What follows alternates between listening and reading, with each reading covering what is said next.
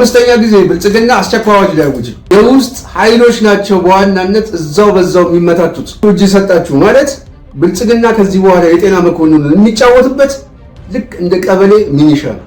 አንድ የጥቁር አንበሳ ስፔሻሊስትን አንቆ ወደ እስር ቤት መውሰድ ሁለቱ ይለያል። ህግ ከህወሓትና ከሻዕቢያ ጋር በሚያደርግበት 17 ዓመት ጦርነት ውስጥ አብይ አህመድ 7 ዓመት ውስጥ የፈጀውን ህዝብ እንኳን አላለቀ። እየመጣ ነው። አሁን ብልጽግና እያስደነገጠ ያለው ይሄ ነው። ስለዚህ ከጀርባችሁ ሚሊዮኖች ሊሰለፉ እጅ መስጠት የሚባል ነገር እንዳታስቡ።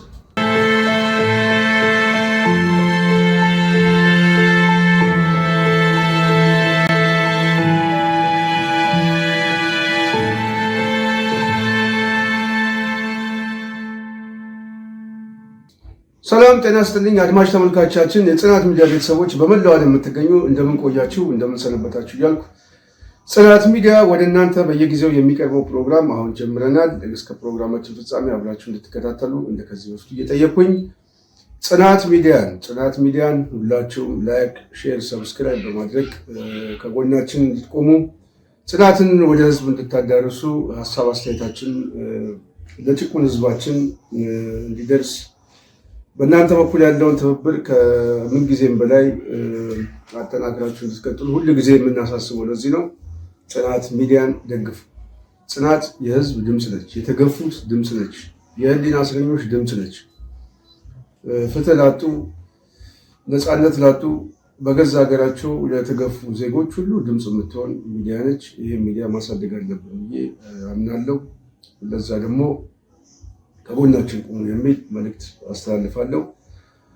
እንግዲህ ፕሮግራማችን ጀምረናል። ላይክ እያደረጋችሁ ሼር እያደረጋችሁ ሀሳብ ፕሮግራም አስተያየት እየሰጣችሁ ወደ ዋና ነጥባችን እንገባለን። ጤና ጥበቃ ሚኒስቴር መግለጫ ሰጥቷል።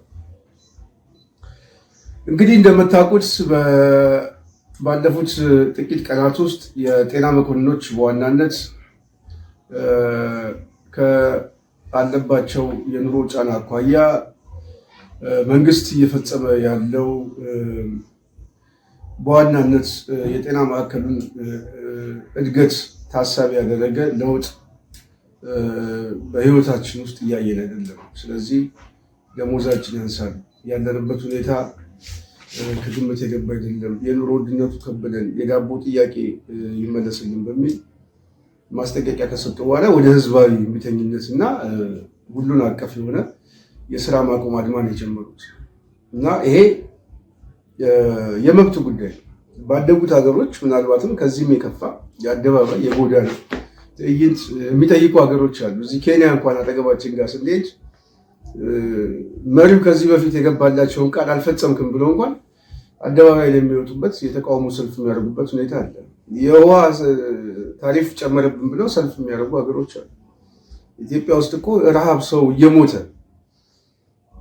የምግብ ዋስትናውን በማያረጋግጥበት ስርዓት ላይ ህዝቡ እንዴት አይነት የመንግስት ተንበርካኪ ሆኖ የመንግስት አገልጋይ ሆኖ የአምባገነኖችን ጭቆና ተቋቁሞ የሚኖር ህዝብ ነው ያለው እና ይሄ ደግሞ ለአምባገነኖች ምቹ ሁኔታ ፈጥሮላቸዋል። በተለይ የማይጠይቅ ማህበረሰብ ካለ አምባገነኖች በዋናነት የሚፈልጉት ይህንን ነው። የተራዘመ የፖለቲካ ስልጣን የበላይነታቸውን ለማስጠበቅ ምን ጊዜ የመብት ጥያቄ የሚጠይቅ የማህበረሰብ ክፍል እንዲወጣ አይፈልግም። ስለዚህ በከፍተኛ ደረጃ የመጨፍለቅ እንቅስቃሴዎች አሉ። ባለፉት የአብይ አህመድ አገዛዝ ግን በአይነቱ የመጨፍለቅ እንቅስቃሴ ብቻ አይደለም ያለው፣ ጄኖሳይድ ሁሉ የመፈጸም ማለት ነው። ማለት የሰው ልጅ በዚህ ደረጃ በዚህ ቁጥር በዚህ ፍጥነት በዚህ አጭር ዓመት ውስጥ ባለፉት 50 ዓመታት ባለፉት 150 ዓመታት ባለፉትም 1000 ዓመታት ምናልባትም ከነገስታቱ ታሪክ ጀምሮ የጀርባ ታሪክ እየተነተነ ቢመጣ በጦርነት ሰዓት እንኳን እንደው ያውም ጦርነት ሁሉ በነበረበት ሰዓት ላይ በዚህ ደረጃ የህይወት መስዋዕትነት አልተከፈለም። ደርግ ከህወሓትና ከሻዕቢያ ጋር በሚያደርግበት 17 ዓመት ጦርነት ውስጥ አብይ አህመድ 7 ዓመት ውስጥ የፈጀውን ህዝብ እንኳን አላለቀ። በጣም እኮ ነው የሚገርመው።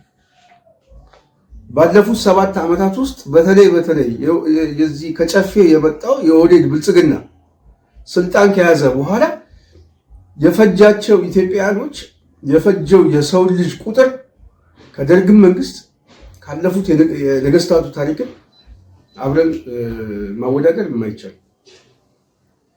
እጅግ በጣም በሚዘገንን ቁጥር ህዝብ አልቋል። ይሄ በጦርነት ብቻ ያለቀ ህዝብ በረሃብ የሚያልቀው ተፈናቅሎ ራሱን እየሰቀለ የሚሞተው ምናምን ህዝብ ደግሞ ተውት። ከዚህ በፊት የኢትዮጵያ እንባ ጠባቂዎች ተቋም አንድ ሪፖርት አውጥቶ ነበር። በሸገር ከተማ ብቻ ከ117,000 ሰው በላይ ከቤት ተፈናቅሎ እንደወጣ በዋናነት የሚፈልጉት ምንድነው? አዲስ አበባ ጉዳይ ላይ የአዲስ አበባ ነዋሪ ለማስወጣት ሸገር ከተማ የኮሪደር ልማት፣ የወንዝ ዳር ልማት እያሉ የከተማውን ነዋሪ ወደ ኦሮሚያ በመውሰድ የዛ የኦሮሚያ ክልል ተወላጅ አድርገው የአዲስ አበባ ነዋሪ ደግሞ በሌላ ተክተው ከአዲስ አበባ የነዋሪነት ባለቤትነት መንቀል ነው እና አዲስ አበባ ውስጥ ሌላ መጤ ሌላ የሚፈልጉትን ማህበረሰብ ማምጣትና መትከል ነው። ለዛ ዓላማቸው ምን አድርገዋል? ቤት አፍርሰዋል፣ ቤተሰብ በትነዋል፣ ሰው ገድለዋል። ይሄ በመንግስት መዋቅር ውስጥ የሚደረግ እና ከጦርነቱ ባሻገር ደግሞ በዚህ አይነት የፖለቲካ ምስቅልቅል ሁኔታ ውስጥ የሞተው ህዝብ ደግሞ ሌላ ነው። እሱ ወደፊት በዳታ እውነተኛ በሆነ ገለልተኛ አካል ተጣርቶ ለህዝቡ ሪፖርት ሊደረግበት ነው። እሱ እውነተኛ መንግስት ሲመጣ ያኔ ማለት ነው። ሸገር ከተማም ሲፈርስ ኦሮሚያ የሚባለው ማስተዳደር በራሱ ሲፈርስ ማለት ነው። ሲናድ ይሄ ብልጽግና በሚናድበት ሰዓት ላይ የሚመጣው መንግስት ወደፊት ትልቁ ኃላፊነት በተለይ ከጨፌ የተነሳው ኦህዴድ ብልጽግና በኢትዮጵያ ውስጥ የፈጸመውን ጄኖሳይድ የሚያጣራ ምናልባትም ገለልተኛ የሆነ አካል ወደፊት ይፋ የሚያደርገው የጥናት ውጤት ነው ብዬ አምናለሁ። ለማንኛውም አሁን የጤና መኮንኖቹ በዋናነት እንደዚህ አይነት ህዝባዊ እምቢተኝነት ከኑሮ ውድነት ጋር ከምን ጋር በተያያዘ የሚጠይቁት በዚህ በጦርነት አዙሪት ውስጥ ባለበት ሀገሪቷ ውስጥ ነው። በዚህ በጣም በአስቸጋሪ ሁኔታ ሰዎች እየተፈናቀሉ እየሞቱ ባሉበት ሁኔታ ላይ የሕክምና ባለሙያዎች ኑሮ ከብዶናል ብለው ጥያቄ መጠየቅ ከጀመሩ ዛሬ ኦልሞስት 4ኛ ቀናቸው ነው፣ 3ኛ ቀናቸው አካባቢ ነው። በመላው ሀገሪቱ ይሄ ሀሳብ ተቀጣጥሏል። አሁን የስራ ማቆም አድማ አድርገው ምናልባትም ይሄ ከጊዜ ወደ ጊዜ እየተጠናከረ እየሄደ ነው። የተለያየ መግለጫዎችን እየሰጡ ነው። እንግዲህ በዚህ መካከል ነው አሁን የብልጽግና መንግስት መደናገጥ ውስጥ ሲገባ በጤና ጥበቃ ሚኒስትሯ በኩል ምናልባትም ጤና ጥበቃ ሚኒስትሯ ከዚህ በፊት አዲስ ፊት ነች። ምናልባት የኢትዮጵያን ፖለቲካ ያው በቅጡ የምትረዳ ሰው አትመስለኝም። ምናልባት አብይ አህመድ ከውጭ በሎቤ አማካኝነት ይዟት እንደመጣ ነው የሚነገረው። ለማንኛውም በእሷ በኩል ያለው ተቋም ያወጣው መግለጫ ምንድን ነው? ከመግለጫ ውስጥ ይህን ጥያቄ የሚጠይቁ ሰዎች ምንድን ነው ያለችው? ጥቂት ጽንፈኞች ናቸው። ይሄ ነው አሁን ፖለቲካ አቅጣጫ። ከትላንት ከዚህ በፊት ያልኳቸው ይሄ አሁን መንግስት ፖለቲሳይዝ አድርጎታል። ፖለቲሳይዝ አደረገና የመብት ጥያቄው ምን አደረገባቸው? የፖለቲካ ጥያቄ ነው። ባለቤቱ ደግሞ ጥቂት ጽንፈኞች ናቸው። እነሱ ደግሞ ዋነኛ ዓላማቸው ምንድን ነው የሚለው አመፅ ነው። አሁን ምን ሰጠው? መልክ ሰጠው። ባለቤቱ የጽንፈኞች ነው አይደል? ዓላማቸው አመፅ ነው አይደል? የመጨረሻ ግባቸው መንግስት መገልበጥ ነው። ስለዚህ ምንድን ነው የሚፈልገው? የጤና ተቋሙ በዋናነት የጤና መኮንኑን እነዚህን አካሎች እየተጠቀመ ነው ብሎ የብልጽግና መንግስት አገዛዝ አቅጣጫ ሰጠው። ለመጥለፍ ማለት ነው፣ ለመምታት። አሁን ዱላ ለማንሳት እየተዘጋጀ ነው። ግን ዱላ ለማንሳት ግን ምን ያስፈልገዋል? ስም ያስፈልገዋል። ከዚህ በፊት ያልኳቸው ነው። መንግስት ራሱ ፖለቲሳይዝ የሆነ ጥያቄ ስለሆነ ይህንን ጥያቄ በዛ መነጽር ይዩት የምንለው ደጋግመን ለዚህ። ስለዚህ አሁን ከዚህ በኋላ የጤና መኮንኖች ቀጥተኛ የሆነ ፈተና ከፊታቸው መጥቷል ማለት ነው። ፈተና መጥቷል። ይሄ የብልጽግና ፈተና ማለፍ ግን ደግሞ ትችላላችሁ። በጣም ነው የምችሉት። በጣም ለምንድን ነው የምችሉት ከተባለ እጃችሁ ላይ ሙያ ስለሆነ ያለ፣ ወርቃማ የሆነ እድል ስለሆነ ያለ። አንድ ጋዜጠኛ ጎትቶ ወደ እስር ቤት መውሰድ እና አንድ የጥቁር አንበሳ ስፔሻሊስትን አንቆ ወደ እስር ቤት መውሰድ ሁለቱ ይለያያል። በጣም ነው የሚለያየው። በሙያ ዘርፋቸው ይለያያል። ወንጀሉ እና ሰብአዊ ጥሰቱ ተመሳሳይ ቢሆንም ግን ሊጎዳ የሚችል የኤቲክሱ በተለይ የሙያ ዘርፉ ላይ ያላቸው ሰዎች በሀገሪቱ ውስጥ የሆነ ከባድ ቀውስ ሊያመጣ የሚችል አደጋ እንደሆነ የሁለቱም ብናነጻጽረው እናንተ እጅ ላይ ያለው ሚዛን ይገፋል። ቀላል አይደለም። ስለዚህ የሕክምና ተቋሙ በሙሉ አሁን ምንድነው እየሆነ ያለው? በመንግስት እይታ በዋናነት በብልጽግና መንግስት፣ በአብይ አገዛዝ መንግስት፣ በጨፌው መንግስት ምንድነው የተባላችሁት? ጥቂት ጽንፈኞች በንቀት ነው ያለው፣ በትዕቢት ምንም አታመጡም በሚል በዛ ደረጃ ነው መግለጫ የሰጠችው። ስለዚህ ይሄ የጥቂት ጽንፈኞች አጀንዳ ደግሞ ዋነኛ ዓላማው አመጽ ነው፣ መንግስትን መገልበጥ ነው ብለው መንግስት ህግ የማስከበር ምናምን እንደዚህ አይነት ነገሮችን ወደ ስራ የማትገቡ ሰዎች ላይ እርምጃ እንወስዳለን እንደዚህ ምናምን የማስፈራራት እንቅስቃሴ ውስጥ ነው። ስለዚህ ይሄ ሁለት መልኮች አሉት። አንደኛው መልኩ የጤና ሙያተኞቹ ስብስብና አንድነት ከየትኛውም ጊዜ በላይ ለመብታቸው መቆም እጅግ ወሳኝ ምዕራፍ ላይ እንደደረሱ ማሳያል። ይሄ ከታጠፈባቸው የሚበላሸው ሙያው ጭምር ነው የሚበላሽባቸው። ደጋግሜ ነው የምንለው፣ ሙያውን ነው የምታበላሹት። የነገ ህይወታችሁን ነው የምታበላሹት። የነገ የልጆቻችሁን ህይወት ነው የምታበላሹት። የተቋማችሁን ስም፣ የማህበራችሁን ስም ነው የምታበላሹት። ስለዚህ ተጠናክራችሁ መውጣት ያለባችሁ አሁን ነው። አሁን ተጠናክራችሁ መውጣት ማለት ደግሞ ነገ ጠዋት ሙያውን ታስጠብቃላችሁ። በዚህ ሙያ ውስጥ ወደፊት የሚቀላቀሉት እህት ወንድሞቹ የበለጠ የእናንተ መንፈስ የእናንተ ጥንካሬ እንደውም የሚገዛቸው የሙያ ማህበራት ነው የምትፈጥሩት ማለት ነው። ይሄ ደግሞ ባደጉት ሀገሮች የታየ ጉዳይ ነው። ከእናንተ የተሻለ ምናልባትም የመንግስትን አቅጣጫ የመንግስትን ሁኔታ በማህበረሰብ ውስጥ ያለውን በደል ሊረዳ የሚችል የትንተና አድማሳችሁ ከፍተኛ የሆነ ምሁራን የለም። ስለዚህ ወዴት እየሄደ እንደሆነ አገሪቷም ራሷ ወዴት እየሄደች እንደሆነ በአብይ አህመድ አገዛዝ የደረሰባቸው ጭቆና ምን እንደሆነ ለመገመት እኛ ማስረዳት ሳይጠበቅብን እናንተ ላይ የደረሰው ግፍ ብቻ በቂ ማሳያ ናቸው። እና ኢትዮጵያ ውስጥ ያለው ችግር በዋናነት ስርዓተ መንግስቱ ያመጣው ችግር ነው ብለን የምናየው ለዚህ ነው። ትግል ያስፈልጋል የምንለው ለዚህ ነው። አሁን እናንተ ጋር የደረሰው ነገር በብዙዎቹ ስለደረሰ ነው። በብዙ የማህበረሰብ ክፍል፣ በብዙ የፖለቲካ ልሂቃን ክፍል፣ በብዙ የተለያየ የመደብ ክፍል ላይ ደረሰ።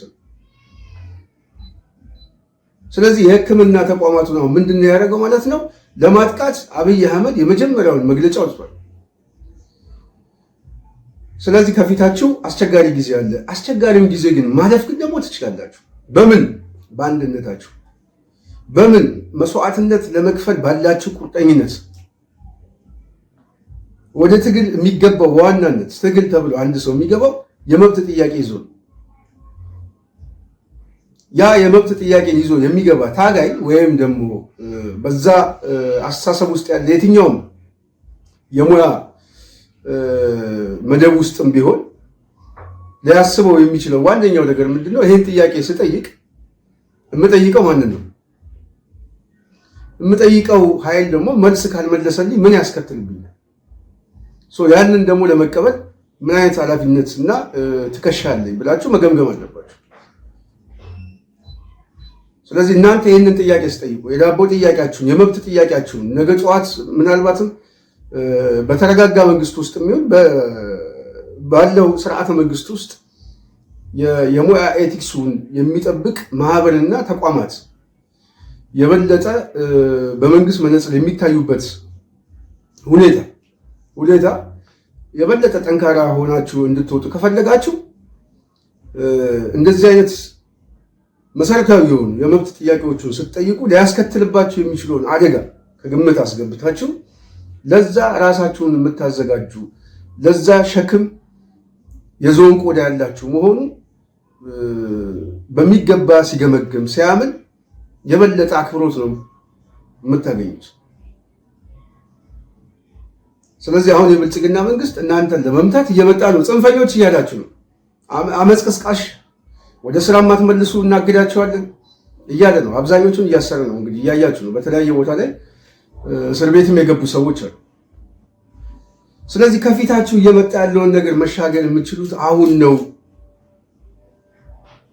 አንድነታችሁን ማስጠበቅ ያለባችሁ አሁን ነው። አገዛዙ እናንተ ጋር ያለውን ጥቃት መቀልበስ የሚፈልገው ከእናንተ የጥቃት መቀልበስ በኋላ ሌሎች እንቅስቃሴዎች ይነሳሉ፣ ያንንም ልክ አስገባዋለሁ የሚል ካልኩሌሽን ስላለው፣ ስለዚህ የሌሎችንም ተስፋ እንዳታጨልሙ ጠንክራችሁ መቆም አለባችሁ። እናንተ ጠንክራችሁ ቆማችሁ ማለት በኢትዮጵያ ውስጥ አዲስ የሰላማዊ ትግል እስትንፋስ የተዘጋውን የከፈተ የማይቻለውን የደፈረ የመጀመሪያው የሕክምና የጤና ሙያተኞች የምትሆኑበት የታሪክ ምዕራፍም እጃችሁ ላይ ያለው አገሪቷን ለማዳን እጃችሁ ላይ ተስፋዎች አሉ። ስለዚህ ይሄንን ከየትኛውም ጊዜ በላይ መጠቀም አለባችሁ። በፍጹም መለየት የለባችሁ። በፍጹም አንድነታችሁን ማስጠበቅ አለባችሁ። ከጫፍ እስከ ጫፍ እያንዳንዱ ሰው የኮሚኒኬሽን እንቅስቃሴ መንቀሳቀስ አለበት። የሚታሰሩ ሰዎችን የሚደበደቡ ሰዎችን ወደ ሚዲያ ማምጣት አለባችሁ። የበለጠ የኮሚኒኬሽን ስራ መስራት አለባችሁ። እያንዳንዱን የብልጽግና ወንጀል ዶክመንት አድርጋችሁ መያዝ አለባችሁ። ነገ በሕግ ስለሚጠይቅ ማለት ነገ መጠየቁ አይቀርም። በዘር ማጥፋት ወንጀል መጠየቁ ስለማይቀር የእናንተም አንድ ይሹ ነው። የፈጸመው አለ፣ በዚህ በትግራይ ጦርነት የፈጸመው አለ፣ በአማራ ክልል የፈጸመው አለ። ስለዚህ የእናንተም ጥያቄ አንዱ ይሄ ማሳያ ስለሆነ ማለት ነው። ስለዚህ ሰላማዊ ዜጋውን እንዴት አድርጎ ያ በኃይል ለመጨፍለቅ የሚሄድበት መንገድ ምን እንደሆነ ለዓለም አቀፉ ማህበረሰብ በትኩረት ዓለም አቀፍ የመገናኛ አውታሮች ጉዳያችሁ እንዲዘገብ እንዲወጣ መደረግ አለበት። አዲስ ምዕራፍ መከፈት አለበት። ቅርብ ጊዜ አሁን ሌላ እንቅስቃሴ ሊጀመር ነው። ሌላ እንቅስቃሴ አሁን ህዝቡ በተወሰነ መልኩ የተወሰነ ቦታ ላይ ከጎናችሁ ሊቆም ዝግጅቶች አሉ። ስለዚህ እነዚህ አይነት እድሎቹ በፍጥነት እየመጡ ነው። አሁን ብልጽግና የገመገመው ይሄ ነው። ከእናንተ እንቅስቃሴ በኋላ የመምህራኖች እንቅስቃሴ አሁን ሊፈጠር ስለሆነ ወደዛ ይመጣሉ የሚል በከፍተኛ ደረጃ ተጨንቋል። እሱ ብቻ ሳይሆን የምግብ ጉዳይ፣ የመኖር ጉዳይ፣ የህልውና ጉዳይ ነው። የሰርቫይቫል ጉዳይ፣ የዳቦ ጉዳይ፣ የህልውና ጉዳይ ነው። ስለዚህ አሁን እዚህ አሁን ከከተማ ውስጥ ያለ የዳቦ ጥያቄ የሚያነሳ ህዝብ ሊነሳ ነው። በጣም በአጭር ጊዜ ምናልባት አደባባይ ላይ ይወጣል። ከጎናችሁ የሚቆመው ህዝብ የምታዩት ነው ነገ ጠዋት። በዚህ ሁኔታ ብልጽግና ገምግሟል። አሁን ዛሬ ዋናው መረጃ የምንላችሁ ይሄ ነው። ብልጽግና ገምግሞ ህዝቡ ሊነሳብን ነው፣ ሊያምጽብን ነው። ስለዚህ በመምህራኖቹ ላይ ከፍተኛ ክትትል ይደረግ። በህዝቡ ውስጥም እንደዚሁ በከፍተኛ ይሄ የሰላምና ምናምን ይባላል። ይሄ አዲስ አበባ ማነች ሰላምና ደህንነት በአዲስ አበባ ደረጃ ያለች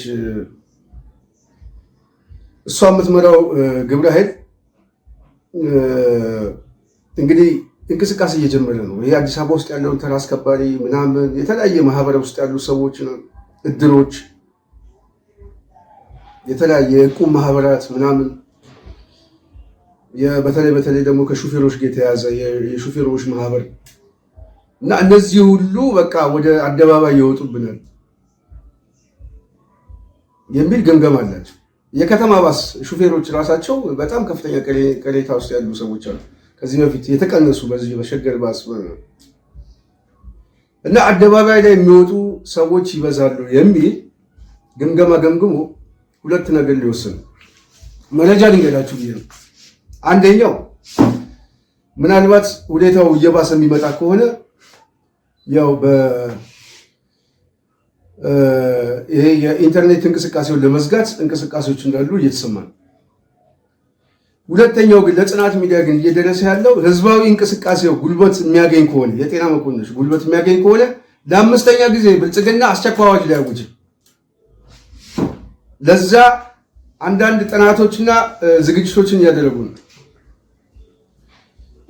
ስለዚህ አሁን የአስቸኳይ ጊዜ አዋጅ ሁሉ የመታወጅ እድሉ ሰፊ ነው የሚሉ ሰዎች ምክረ ሀሳብ እንዳላቸው የመረጃ ምንጮች ለጽናት ሚዲያ እያደረሱ ነው።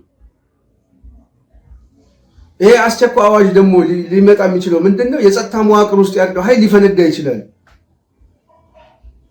በተለይ ደግሞ ውስጣቸው ያለው ኃይል ድንገት ሊነሳ ይችላል። የመንግስት ተቋማት ድንገት ሊነሱ ይችላሉ። ይሄ በየክፍለ ከተማው በምናምን ያለው የመንግስት ተቋም ክላሰር ተሸካሚ ሆኗል። የብልጽግና የፋይል ተሸካሚ እና የመጨረሻ ውስጣቸው ከፍተኛ የሆነ ቅራኔ ውስጥ ገብቷል።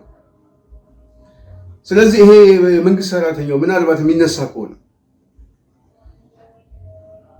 ችግር ውስጥ እንገባለን የሚል ግምገማ ስላላቸው አዲስ እንቅስቃሴ ጀምረው ግብረ ኃይል አቋቁሞ እየተንቀሳቀሱ ያሉት። ይሄ ግብረ ኃይል የጥናት ቲም ነው። በዋናነት በከተማ ውስጥ ምን እየታሰበ ነው የሚለው የዳሰሳ ጥናት የሚሰራ ግብረ ኃይል በውጤት ደረጃ የተገመገመው ግምገማ ወደ ህዝባዊ እምቢተኝነትና ወደ ህዝባዊ ቁጣ ይሄዳል የሚል ከሆነ ውጤቱ እሱ ከሆነ አስቸኳይ አዋጅ ሊታወጅ ይችላል። በጣም በቅርብ ጊዜ አስቸኳይ አዋጅ ይታወጃል። ህዝባዊ እንቅስቃሴው እያደገ ይመጣል። አዲስ አበባ ብቻ አይደለም እነግራችሁ፣ በመላው አገሪቱ ይቀጣጠላል። በመላው አገሪቱ ነው የሚቀጣጠለው ህዝባዊ እንቅስቃሴው። ውስጣዊም ነው ውጫዊም ነው። ህዝባዊ እንቅስቃሴው ደግሞ እያደገ ሲመጣ በዋናነት የሚፈራረሰው ራሱ ብልጽግና በውስጥ በኩል የውስጥ ኃይሎች ናቸው በዋናነት እዛው በዛው የሚመታቱት፣ እዛው በዛው ነው ላያቸው ላይ የሚወድቁት። እኛ መጠንቀቅ ያለብን ብልጽግና እኛ ላይ እንዳይወድቅ ነው፣ ህዝቡ ላይ እንዳይወድቅ ነው። ህዝባዊ እምቢተኝነቱም ህዝባዊ ቁጣው ዋናው አስፈላጊ የሚያደርገው የስርዓት ለውጥ ስለምንፈልግ ብቻ ሳይሆን የወደቀው ስርዓት እኛ ላይ መውደቅ ስለሌለበት ነው። ራሱን ችሎ መውደቅ አለበት። ስለዚህ በዛ ሁኔታ ህዝቡ እየተሰባሰበ እንደሆነ ምልክቶች እየታዩ ነው። በተመሳሳይ ደግሞ የብልጽግና መዋቅር የጥናት ዝግጅት እያዘጋጀ ነው። በብሔራዊ ደህንነት በኩል ኢንሳ፣ ቴሌ ምናምን ባሉበት የዳሰሳ ጥናቶች እየተሰራ በተለይ ከጤና ሙያተኞች ጋር ያለው እንቅስቃሴ በጣም በፍጥነት እያደገ ከሚመጣን መልኩን የሚቀይር ከሆነ አሁን እየቀየረባቸው በዚህ ሁኔታ ውስጥ የመምህራን እንቅስቃሴ ጉልበት ካገኘ ውስጣዊና ውጫዊ የሆኑ ችግሮቹ ተደምረው ብልጽግና ከፍተኛ የሆነ ውድቀት ሊከናነብ እንደሚችል ገምግሟል። ስለዚህ አሁን ለአምስተኛ ጊዜ ነው የአስቸኳይ አዋጅ ለማወጅ ወደዛ እየሄዱ ነው ማለት ነው። በአብይ የብልጽግና አገዛዝ ማለት ነው። 7 ዓመት ጦርነት 4 አስቸኳይ አዋጅ ያሳልፈናል። ያው ከቤተክርስቲያኑ ጋር የምታውቁት ነው። አሁን ለአምስተኛ ጊዜ ዝግጅት እያደረጉ ነው። ስለዚህ ይሄ የሚያሳየው ምንድነው? የብልጽግና አገዛዝ እስትንፋስ ሊበጠስ እንደሆነ ማሳያዎች ናቸው። ለዛ የጤና መኮንኖች ከየትኛውም ጊዜ በላይ ተሰባስባችሁ መቆም፣ አንድነታችሁን ማጽናት የህልውናችሁ ጉዳይ ነው። አሁን ተመልሳችሁ ወደ ስራ ገባችሁ ማለት ተመልሳችሁ እጅ ሰጣችሁ ማለት ብልጽግና ከዚህ በኋላ የጤና መኮንኑን የሚጫወትበት ልክ እንደ ቀበሌ ሚኒሻ ነው። እንደ ዕቃ ነው የሚያዛችሁ። የሚፈልገውን ነው የሚያጠቃው። በፈለገው ሰዓት ሰዎችን እየነጠለ የሚያጠቃ የሚያስር ተነጣጣይ የሆነ ስነ ልቦና ይፈጥርባቸዋል። በመካከላችሁ ውስጥ በማህበራችሁ ውስጥ አንድነት እንዳይኖር የወዴድ ብልጽግና የሚቆጣጠረው የራሱን የቻለ ቲም ይፈጥራል። ስለዚህ የራሱ የሕክምና ተቋሙ ምንድነው የሚሆነው? የደህንነት ተቋም ነው የሚሆንባቸው። የካድሬ ተቋም ነው የሚሆነው። መጫወቻ ነው። ነጭ ጋውኑ ራሱ ይበላሻል። ነጭ ጋውኑ በካድሬ ይበላሻል። እና ውድ የሆነ ክብር የሆነ ሙያችሁ በጣም የደከማችሁለት የለፋችሁለት ሙያችሁ በብልጽግና ካድሬ ይበላሻል። ስለዚህ ወደ ቤት መግባት የለባችሁ የሚባል ለዚህ ነው። ተሸንፋችሁ ወደ ቤት መግባት የለባችሁ፣ ማሸነፍ ነው ያለባችሁ። ለማሸነፍ ደግሞ ምን ይዛችኋል? በቂ የሆነ ማታገያ ይዛችኋል። ምንም ነገር አያስፈልጋችሁም። በቂ የሆነ ማታገያ እጃችሁ ላይ ይዛችኋል። ሰላማዊ ናቸው። አንደኛ እንቅስቃሴያችሁ ፍጹም ሰላማዊ ነው። በእናንተ ሙያና በእናንተ ፍላጎት ላይ ማንም አያዝም። ይሄ እንቅስቃሴያችሁ ደግሞ የጥቂቶች ሳይሆን የብዙሃኑ እንደሆነ ማሳያዎች እናንተ መሆን ያለባችሁ። ምክንያቱም የጥቂቶች ስላለ ይሄ እንቅስቃሴ የጽንፈኞች ሳይሆን የሙያተኞች እንደሆነ ማሳያዎቹ እናንተ ናቸው። ይሄ እንቅስቃሴ የመብት ጥያቄ ነው። የመብት ጥያቄውን በአሸናፊነት መወጣት እንደምትችሉ ማሳየት ያለባችሁ እናንተ ናቸው። ዳቦ ስጠይቁት የሰጣችሁ ምንድን ነው? ጽንፈኛ ናቸው። እኔ አይደለም ያልኩት፣ ብልጽግና ነው የሚለው በመግለጫ ነው ያለው። የዳቦ ጥያቄያችሁን አልመልስም ጽንፈኞች ነው ያላችሁ። ዛተባችሁ። ስለዚህ ይሄንን ማስተንፈስ የእናንተ ድርሻ ነው። ይሄንን ትዕቢት ማስቀመጥ የእናንተ ኃላፊነት።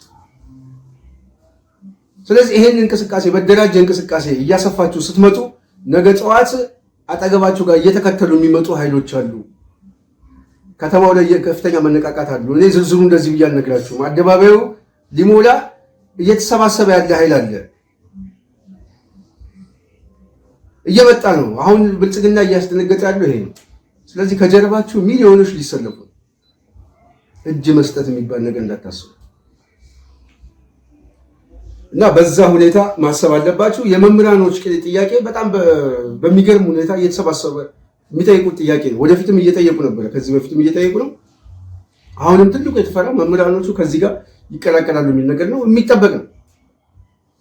እነሱ ብቻ አይደለም፣ ብዙ ተቋማት፣ ብዙ ማህበራት እየተሰባሰቡ ብዙ ማህበራቶች እየተሰባሰቡ ነው። በቅርብ ጊዜ ምናልባት የተመሳሳይ ጥያቄ ይፋ ሊያደርጉ እንደሚችሉ ምልክቶች እየተሰማ ስለሆነ የጤና ሙያተኞች እስካሁን እያደረጋችሁት ያለው እንቅስቃሴ የሚደነቁ ነው። በቀጣይ ግን እጅ እንዳትሰጡ፣ እጅ ለመስጠት ግን ብልጽግና ስም እየሰጣችሁ እንደሆነ ልትገነዘቡ ይገባል ለማለት ነው። በዋናነት ዛሬ የመጣ ነው በዚህ ጉዳይ ላይ ነው። ኦልሞስት ጥሩ ሀሳብና ምክር እየተወያየን ይመስለኛል። ምናልባት አዳዲስ ነገሮች ሲኖሩ በቀጣይ ተመልሰን እንመጣለን። የዛሬ ፕሮግራማችን ይህን ይመስላል። ስላዳመጣችሁን በጣም አመሰግናለሁ። ጽናት ሚዲያ ላይክ፣ ሼር፣ ሰብስክራይብ በማድረግ ከጎናችን እንዲቆሙ እየጠየቅን የዛሬ ፕሮግራማችን በዚህ ያበቃል። ሰላም።